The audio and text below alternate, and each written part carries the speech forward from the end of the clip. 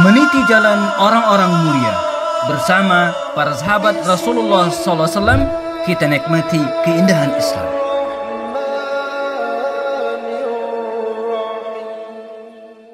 Assalamualaikum warahmatullahi wabarakatuh. Kita masih di program mengenal orang-orang mulia di sekitar Rasulullah SAW. Kita perlu mengenal orang-orang mulia di sekitar baginda Rasul ini paling tidak karena dua alasan. Pertama, orang-orang mulia yang dimaksud adalah para sahabat Rasulullah SAW. Nah, jadi sahabat Nabi itu adalah orang yang laqiya Rasulullah, yang ketemu Rasulullah, lalu kemudian masuk Islam dan wafat dalam keadaan Islam. Inilah kategori as-sahabah atau as-sahabiyun, seorang sahabat. Nah, kita mengenal mereka tujuannya apa? Ya, supaya kita bisa mengakses kehidupan Rasulullah. Karena tidak mungkin kita bisa mengenal Rasulullah, mengetahui kisahnya, meneladani riwayatnya, kalau tidak berdasarkan penuturan dari para sahabat Rasulullah.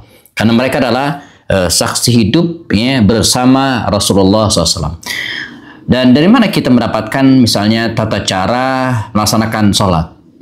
Bagaimana berwudu? Ya, kalau tidak berdasarkan penuturan Utsman bin Affan, Abu Hurairah, atau para sahabat Nabi yang lainnya. Nah, inilah tujuan kita mempelajari sejarah hidup ya, para sahabat Rasulullah SAW. Kemudian yang kedua adalah sesungguhnya kehidupan para sahabat Nabi itu juga adalah syariat, tuntunan, teladan, dan uswah bagi kita. Ada banyak para sahabat Nabi yang bisa kita jadikan qudwah, contoh bagi kita.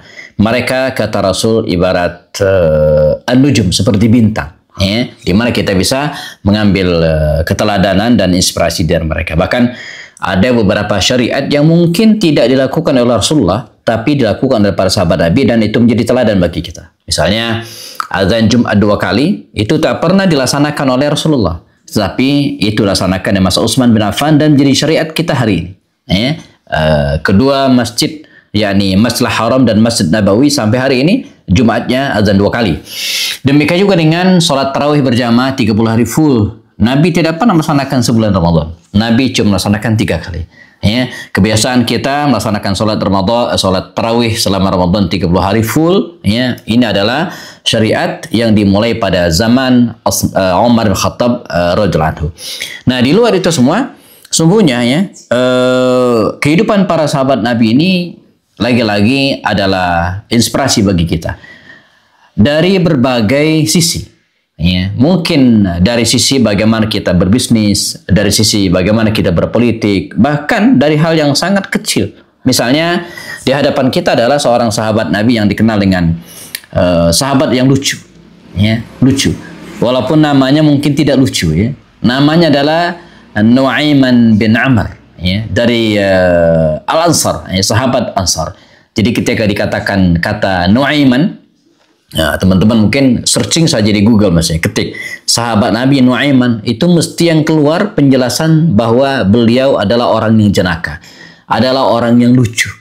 Bahkan mungkin ya beberapa kisah lucu beliau itu seperti keterlaluan mungkin bagi kita. Nah, ini kita akan jelaskan teman-teman sekalian ya, bagaimana kisah lucu dari Nu'aiman ini yang sering membuat baginda Rasul SAW bahkan tersenyum, bahkan tertawa ya. Oke, baik. Nu'aiman bin Amr ya, dia adalah seorang sahabat Rasulullah dari Ansar, kabilah Bani Najjar, demikian dikatakan ya. Seorang sahabat Nabi mulia, beberapa referensi menyebutkan dia masuk Islam sejak awal, bahkan ikut perang Badar. Kita ingat sahabat Nabi yang ikut perang Badar ini memiliki keutamaan tersendiri. Dalam hadis riwayat Imam Bukhari dan Muslim, Rasulullah mengatakan, "Wa ma yudrika la'allallah tala'a ala ahli Badar." Siapa tahu ya, Allah melihat ahli Badar. Ya. Kemudian berfirman, faqala i'lamu ma syi'tum, atau i'malu ma syi'tum. Ya, i'malu ma syi'tum faqad ghafartu lakum. Ya, lakukanlah apa yang kalian mau, kata Allah kepada ahlu Badar ini ya, faqad ghafartu lakum, saya telah mengampuni kalian. Jadi veteran perang Badar ini memiliki keistimewaan sendiri. Dosa-dosa mereka diampunkan oleh Allah Subhanahu wa taala.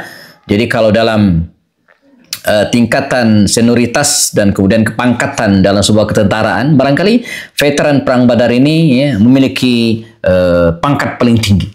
Ya, jadi memiliki kehormatan yang luar biasa, di mana di masa kekhalifahan kaum muslimin dulu ya, mereka mendapatkan privilege, mendapatkan pengakuan dan perlakuan yang lebih daripada yang lain. Nah, Nuaiman ini, sahabat Nabi yang lucu ini, min ahli Badar. Dia ikut serta dalam perang Badar bersama baginda Rasul sallallahu alaihi wasallam ya. Nah, kendati demikian ada banyak kisah lucu tentang Nuaiman ini, misalnya yang diriwayatkan oleh para ulama dalam Sahih Bukhari misalnya, dikatakan bahwa suatu saat Nuaiman ini membeli makanan ya, ada yang mengatakan madu ya. Jadi suatu saat dia ada penjual madu jamaah, kemudian dia ambil madu ini lalu kemudian diberikan kepada Rasul sallallahu alaihi wasallam ya.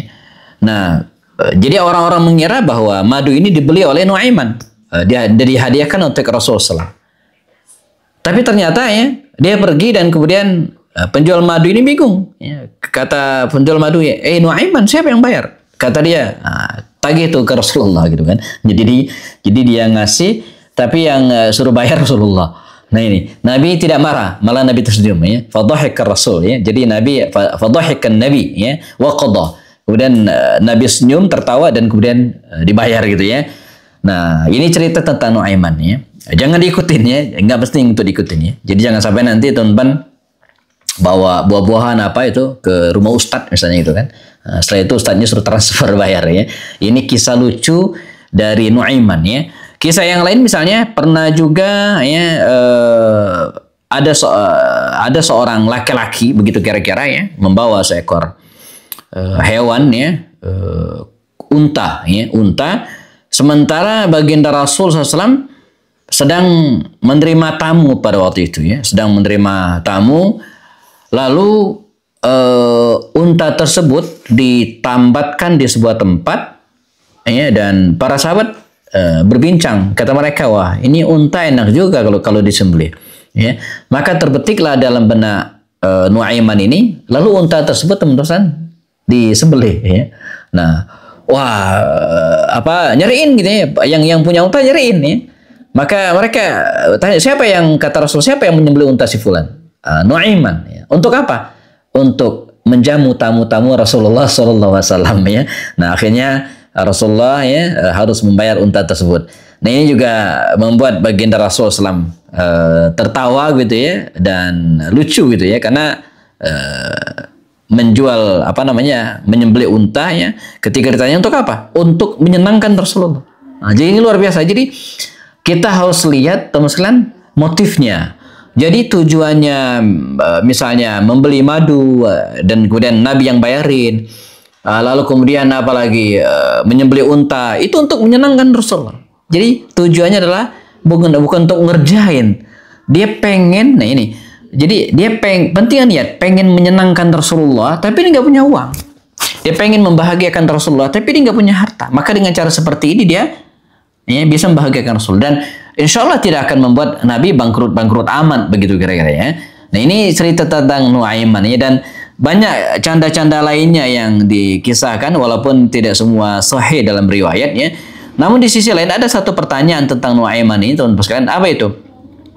Dikabarkan ya, Nuaiman ini pernah dicambuk oleh baginda Rasulullah SAW ya, lantaran mabuk ya. Jadi betulkah Nuaiman ini pernah dicambuk gara-gara mabuk minuman keras? Bagaimana ceritanya? Nah, kita akan bahas setelah yang berikut ini. Tetap bersama kami di program Mengenal Orang-orang Mulia di sekitar Rasulullah Sallallahu Alaihi Wasallam.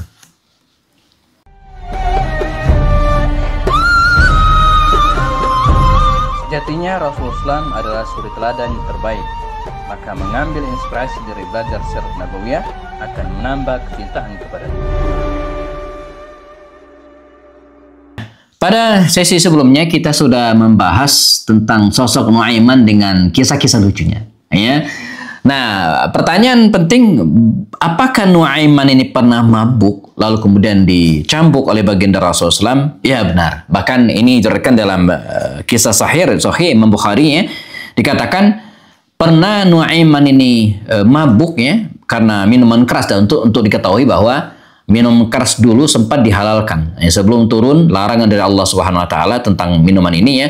Namun ketika sudah diharamkan maka jelas tidak dibolehkan lagi, dan jelas orang yang melanggar maka dia harus diberikan sanksi, dicambuk sebanyak 40 kali, dan itu yang dilakukan oleh Rasulullah SAW terhadap Nuaiman.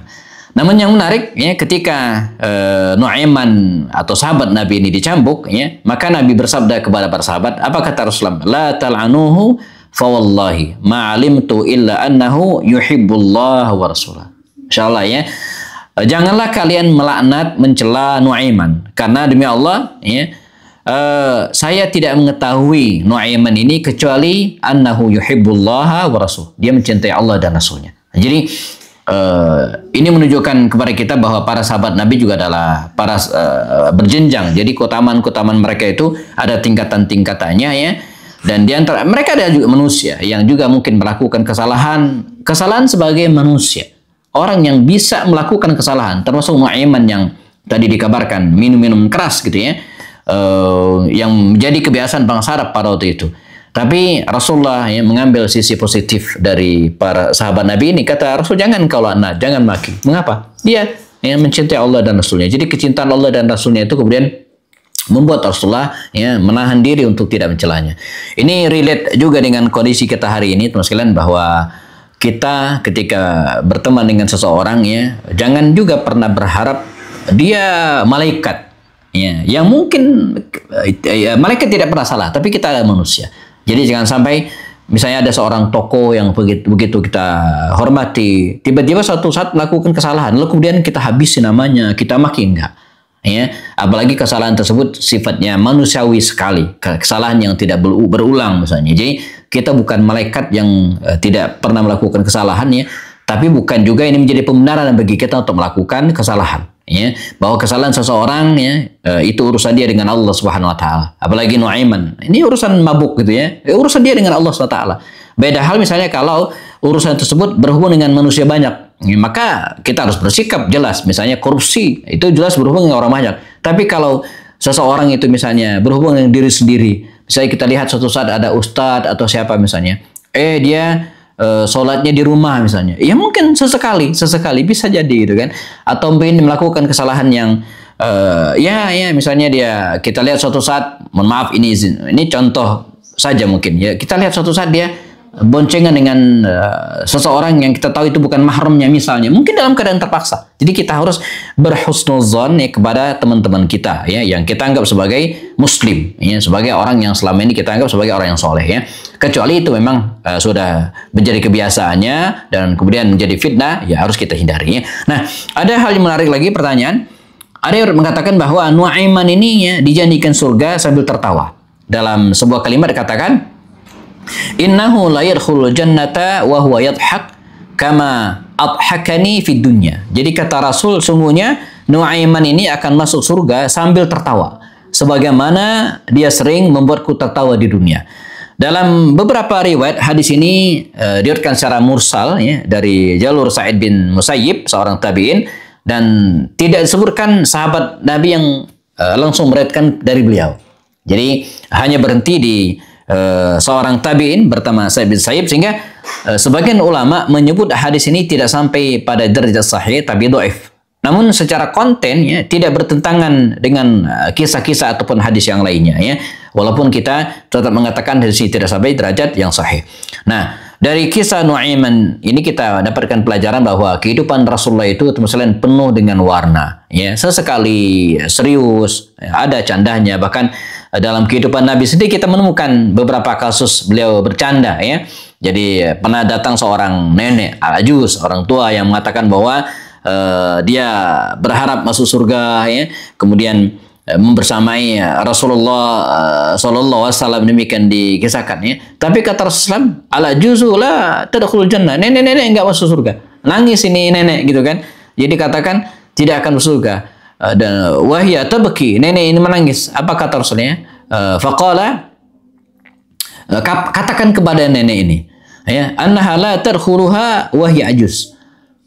Bahwa tidak akan masuk surga dia dalam keadaan sudah tua ya, karena Allah berfirman dalam Al-Quran, inna ansha'nahunna insya'a faja'alnahunna abkara. Ya, jadi nanti di akhirat kami akan kembalikan ya, para wanita ya, kemudian orang-orang yang sudah tua tersebut ya, faj'alnahunna abkara, dan menjadi abkara, menjadi perawan lagi. Jadi di surga nanti tidak ada nenek-nenek, kata Rasul. Bukan maksudnya nenek bukan nenek tidak masuk surga, tapi di surga nanti al-ajuz itu tidak akan masuk surga, tidak ada. Ya, semua akan dikembalikan mudah oleh Allah SWT.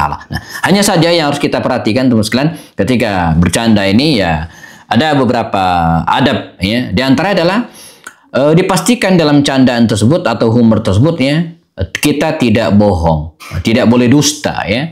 Bahkan Nabi tadi mengatakan bahwa nenek tidak masuk surga, Nabi tidak berdusta. Itu beneran bahwa di surga nanti tidak ada nenek-nenek. Walaupun segala seperti berdusta tapi tidak. Maka dalam hadis Nabi mengatakan, wailul lilladzi yuhadditsu fayakdzibu liyudhika bihi alqauma ya. Celakalah bagi orang-orang yang berbicara lalu dusta, ya, ngarang, ya, liyudhika bihil qaum, agar orang-orang terpingkal-pingkal, agar orang tertawa. Jadi ngarang cerita agar orang ketawa. Ini nggak boleh sebenarnya, dan banyak terjadi masyarakat kita ya. Wailullahu, celaka, kata Rasulullah ya. Nah, kemudian yang lainnya adalah tidak boleh menghina agama, tidak merendahkan martabat orang lain dalam bercanda, tidak diperkenankan ya. Sampai kemudian mengatakan keburukannya, apalagi berhubungan dengan ras gitu kan, berhubungan dengan keyakinan, tidak ya. Agama tidak boleh dianggap main-main, tidak boleh dibuat candaan gitu ya. Tidak berlebihan hingga melalaikan dari aktivitas ibadah. Ya, ini tidak lebay, tidak keterlaluan bercandanya ya.